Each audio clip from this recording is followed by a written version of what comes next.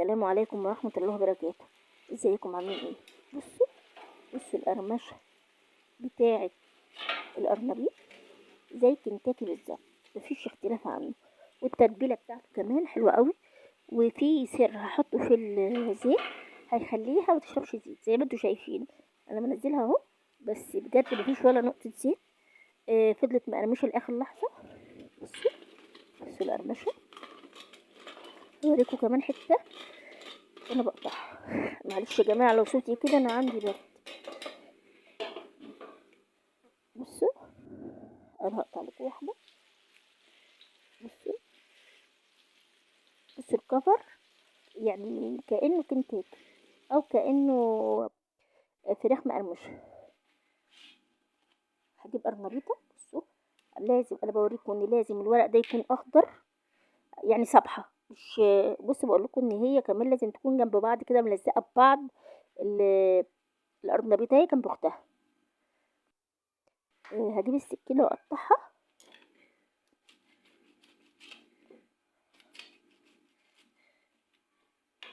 لا،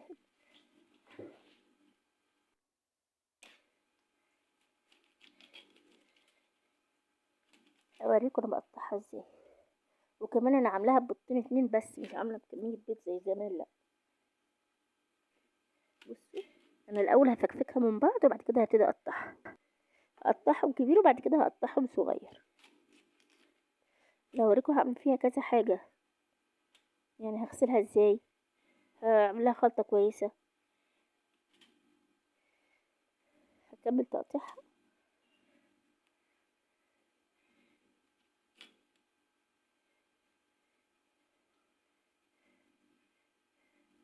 انا بقول لكم لو في حاجه خضرا، لو في حاجه فيها تراب ولا حاجه، حاولوا تقطعوها. بصوا انا بقطعها بالنص عشان تبقى حجمها حلو كده. بصوا بقشر من هنا، بقشر من هنا، وبقطع ايه الحته دي، بشيل اي زيادات. عندي ميه احط فيها خل، وبعدين هبتدي احط القرنبيط اللي انا قطعته، هنقعه. يعني انا هنقعه الاول في ميه وخل. خل مش كتير، هي معلقه. احطه كله. تعالى اوريكم بعد كده هنعمل ايه. طبعا انا سبته منقوع. بصوا انا جبته على الحوض. طبعا ابتديت اغسل فيه بايدي كل حته. طبعا كان منقوع، بس برضه مضمون ممكن يكون في تراب، في ورقه خضراء، ورقه مش عارفه ايه. انا هبتدي برضه تغسيل واحده واحده تحت الحوض، تحت الحنفيه. هخلصهم وارجع كده اغسلها واوريكم اللي شوفوا فيها ايه طلع من تحت في الطبق.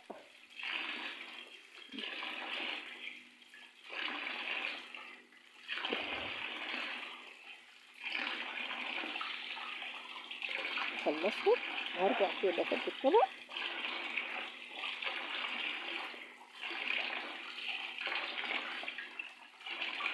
بصوا انا هوريكم ايه اللي في الطبق. كده كده حته. بصوا بواقي وترسبات واتربه من القرمشه. اغسله تاني، اغسله تاني.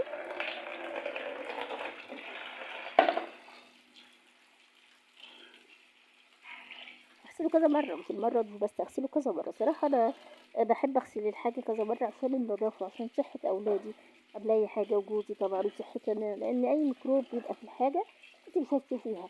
حاجه مش مرئيه. اللي مرئي دلوقتي ان انت تقدري تغسلي الحاجه. دي اكتر حاجه ممكن تعمليها. في ناس بتشوفي شطفه واحده، انا لسه هحط تاني بعد ما اغسله.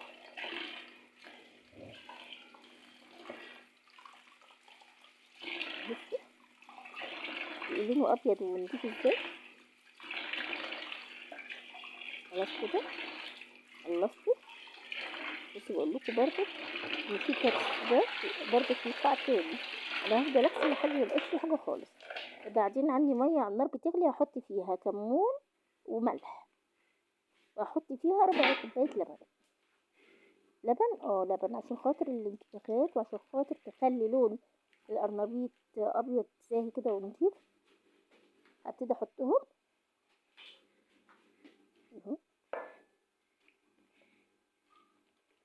الكمون عشان الانتفاخات. قرنبيط من غير كمون، سواء القرنبيط او الكرنب، اي حاجه فيها اللي هي الورقيه، اللي هي فيها جذور زي الكرنب او القرنبيط، لازم وضروري ان هي تتحط لها كمون. عندي القرنبيط كنت هو سلقته، بعد كده هشوفه تاني هو سخن تحت الحنفيه.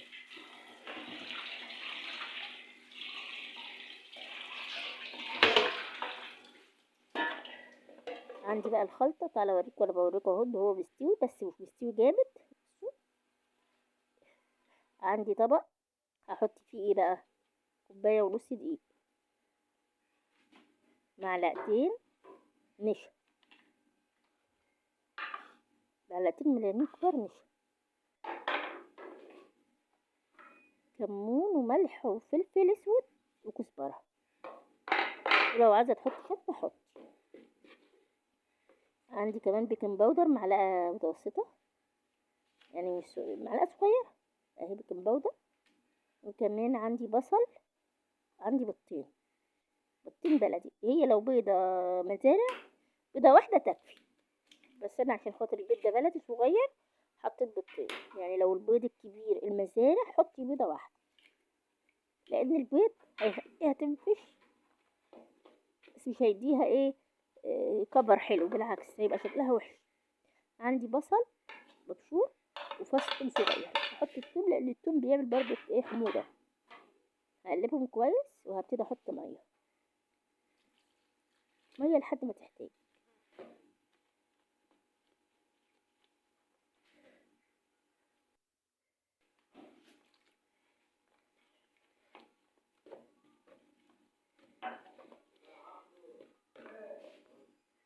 هخلصهم. بصوا بقول لكم ان العجينه بصوا عامله ازاي، طريه خالص. كمان عندي بقدونس على كزبره على شبت، احط رفيع واحطه مش كتير، يعني كل واحده نص رف. انا ظبطت الملح هنا، بس لسه هحط ملح تاني في الخلطه التانية. عندي كوبايه دقيق، احط عليها معلقتين نشا عشان تبقى مقرمشه. وعندي بيكنج باودر برضو، احط نص معلقه زي ما حطيت في الخلطه، وملح وكمون وفلفل اسود.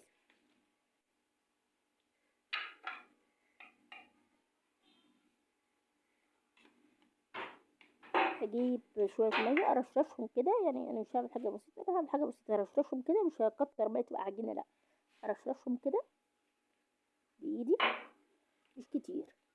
وهبتدي اعمل كده بحيث ان الكفر ده اللي هيمسك في الايه في الارضية من بره. وبعدين هغسل ايدي طبعا واجيلكم.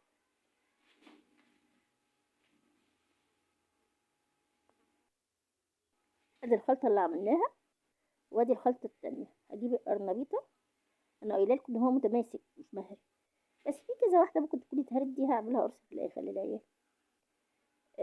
هحط عليها الكفر اللي انا وريتهولكوا ده، وبعدين هرصه في الطبق. هعمل كذا واحده عشان خاطر ايه اقليها قدامكم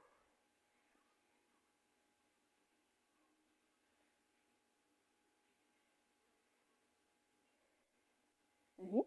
احط الكفر ده اللي هيخليها مقرمشه من بره، مقرمشه زي كنتاكي او زي الفراخ اللي بتيجي من بره، زي البانيه. بصوا تعالوا بقى هوريكم هنقليها ازاي.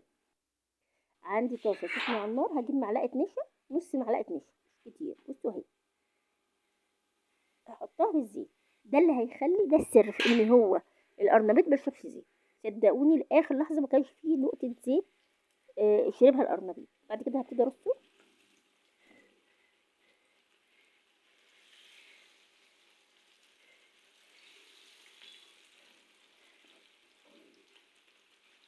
هقلبه، اللي هو المفروض كان يتحط في حله اصغر بحيث يبقى الزيت مغطيه، بس برضو هنا هيتحمر ويستوي كويس قوي.